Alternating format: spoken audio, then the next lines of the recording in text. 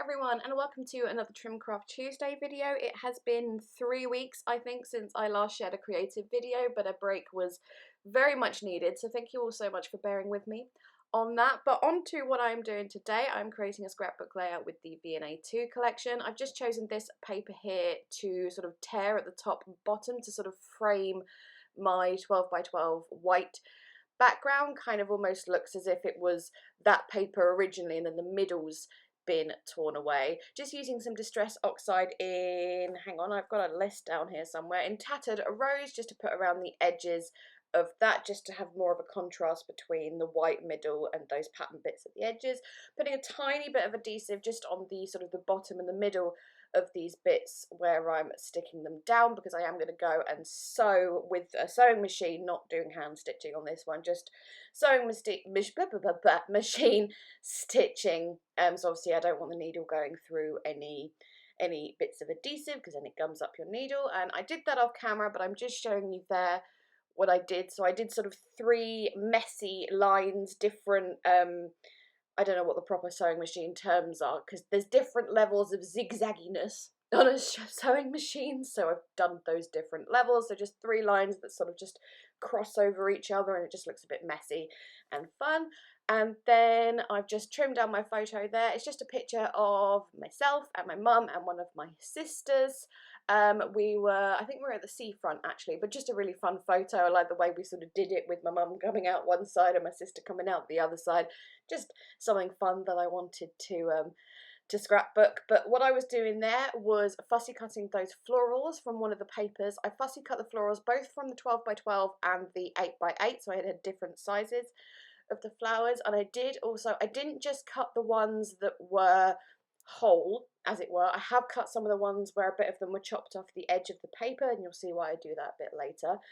And now I am taking just some scraps of cardstock, colouring them with Distress Oxide. I'm using the Tattered Rose, which I already used, the Antique Linen and the Spun Sugar papers. Actually, no, I don't think it's Antique Linen. It's Victorian Velvet, sorry, that one.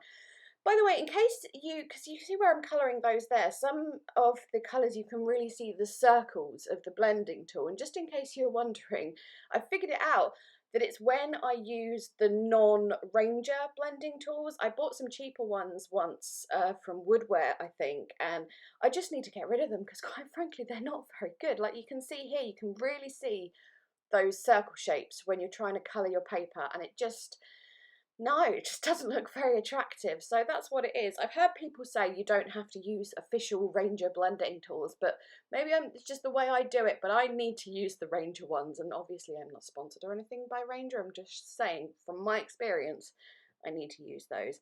Anyways, blah blah blah blah blah, off on a tangent. I did some green on there as well to do the leaves. Those colours are Old Paper and Mowed Lawn, and as you can see, I'm using the stamp and die set to stamp the flowers and leaves onto the bits of scraps that I've coloured with the Distress Oxide, using my stamping platform to do this, so I can do multiples at a time. So I do obviously all the leaves on the green area, and then I'm going to do florals on all those pink bits that I've coloured.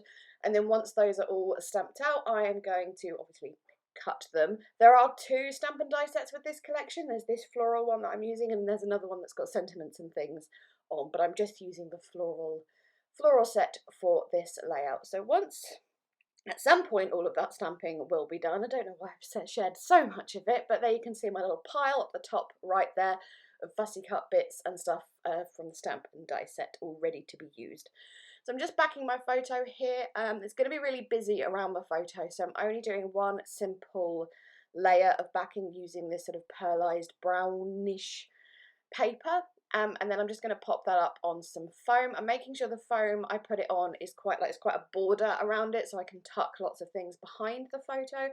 I was just using my T-square there to make sure it was all level and straight and stuff, because I do have a tendency to go back and look at my scrapbook layouts and go, oh, I put that at a slight angle, and I prefer it when photos are straight, so that's why I did that. So this is why, as I was saying earlier, I did fussy cut some of the flowers here that had, were not complete ones. They got chopped off by the edge of the paper, and that's what I'm using them for here, to tuck them under the photo so it looks like they're full flowers, so they're not getting wasted. I'm not having to throw away ones that aren't whole or complete I'm doing air quotes here, by the way, but you can't see me do that, so I don't know why I'm doing it. But yeah, so I kind of separated all those fussy cut ones, all the ones that have been chopped on one side, and then put those behind the photo. And then here I'm just going to get all my little elements here and just arrange them around the photo, kind of following that pattern that kind of goes from the bottomish left and then higher up on the right, just as those ripped pieces are.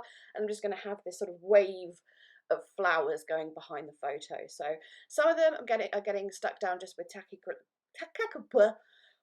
You can tell it's been a few weeks since I've done a voiceover. I'm a little out of practice. Anyways, tacky glue, just so they're straight down onto the layout, and then using the leaves mostly to cover up where there's little white spaces between the flowers.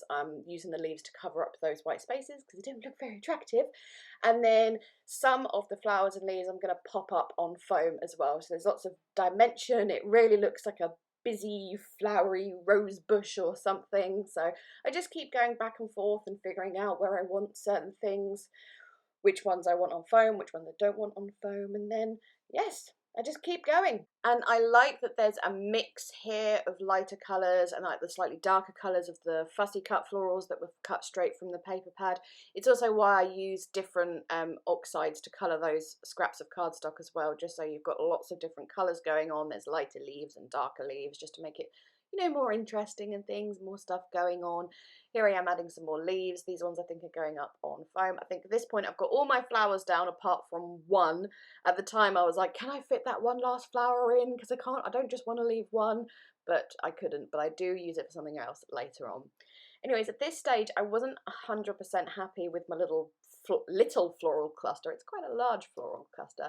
But then I remembered the washi stickers from this collection. So there's little washi petals and little washi leaves, and I thought the leaves would look really good, help me fill in some more of those white gaps.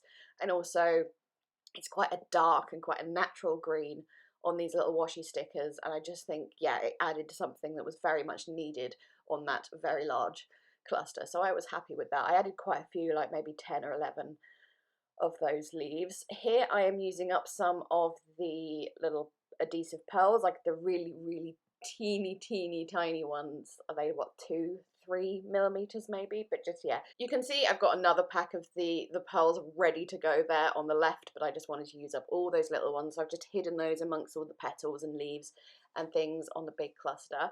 Here I wanted to this is a mix of using the Maggie Holmes and the Jen Hadfield sticker books, and you can see in the photo there was a car in the background, and I didn't like it in the photo. It's like there's this black car that's taking all the attention. So I've grabbed a label from the Jen book and a phrase from the Maggie book and put them on top of each other just to cover up that car, and I'm just so much happier with that now. So I found this in the Maggie book, this Capture Today, and I thought that would be very good for the title. Use that flower, as you saw, the spare one, just to sort of as a base for the title. And what I'm doing here is I'm taking a very long cotton bud thing, like you can see it's an extra long one, and using that to put the Tattered Rose Distress Oxide around that title just to help it blend in more with the layout. I couldn't use a normal blending tool because that would be too chunky, but using the little cotton bud was just perfect for that. Here I'm adding some gold splatters of Heidi Swap Colour Shine, because gold splatters obviously on this layout would work very nicely, and lots of splatters around all those clusters. But we're not finished yet. I wanted to balance out the layout because we had something at the bottom right and I needed something there at the top left. I tried using some roller stamps and then I was like, oh, I've ruined it. I hate that. What am I going to do? So I've taken some more little phrases. I think this is from the Jen Hadfield book. And I've just, yeah, chosen some of those and backing them on some paper from the collection and just cutting those with a border around them. And then I'm just going to put those up the top there, just to adhere those up there to cover up. You can still see a bit of the stamping that I didn't like coming out behind it, but it just covers up what I really didn't like about it, and it balances out the layout as well. So I was happy with that final little addition there. I think I had a few more splatters just around those little labels that I'd added up the top there to balance out the splatters as well, and I think with that this layout is complete. Yes it is. So there we go. Thank you so much for watching. As always, please leave me a thumbs up if you enjoyed, chat to me in the comments, ask any questions, whatever. All the links to Trimcraft and where you can get this collection and everything will be in the description box. So yeah, that's it. That's all I have to say. I'm gonna go. Thanks so much again. Bye bye.